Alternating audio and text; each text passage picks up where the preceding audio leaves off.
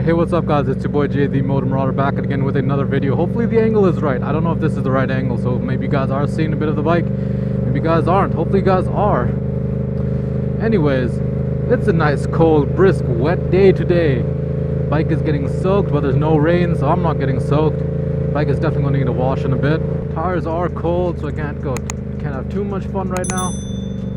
But I found out that the integrated tail light has turn signals built into it, so that's perfect. Stay green.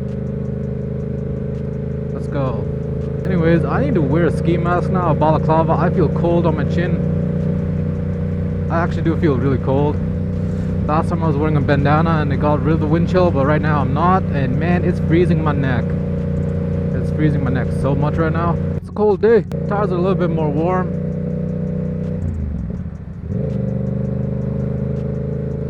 So in today's video, we are going to be talking about reasons why I purchased the R7 and why I picked it over many other bikes. Like for example, in this class range, the Ninja 650, the Honda CBRs, besides a couple of others.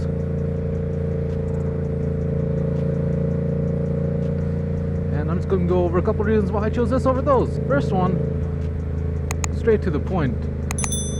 Originally, I went to the dealership to pick out a 2023 Honda CBR 650R.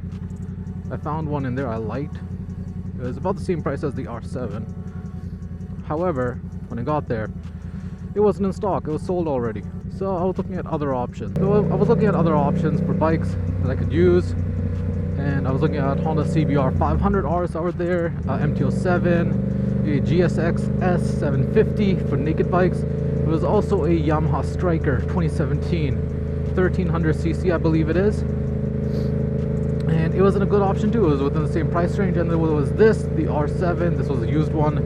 There's a brand new one, 2024, and the R3. I sat on a couple of them. I liked the seating position of the CBR 500R, but I felt like it would be a bit underpowered for daily commuting on the highway, so I passed on those. However, those are really nice bikes. I really liked how they looked, they felt, and they were nice.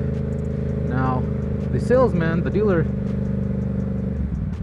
was really trying to push me onto the naked bikes, which I get because he was a track coach. Like, he would teach people that go on the track.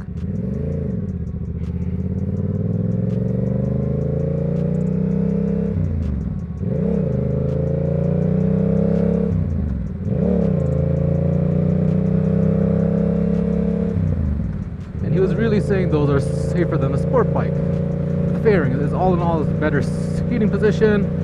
And it's just the only thing is the styling, which is like no fairings, right? Which he understood why I wanted to get one with fairings for the look and all that. So yeah, it was all right. I sat on them, test rode a couple of them, but in the end, I ended up choosing this one.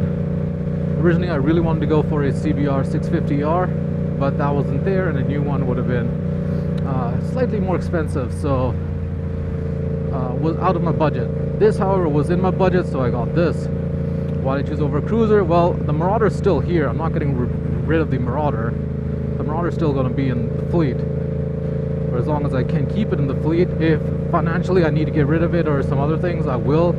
I think I mentioned before that the cars are on sale. I have a couple of buyers. I think one of them might be coming today and the car will be sold. So we'll see how it goes, to be honest. Honestly, I just really like the look of the bike, the feel. The only issue is the ride height. I have a 31-inch inseam, while the ride height on this is a 33-inch. So with shoes, I'm like, I can flat foot one foot, but not both.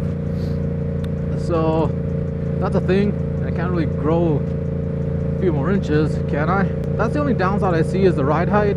The seating position is getting used to it compared to a cruiser, which I'm more leaned back and relaxed. This one I'm up front and forward.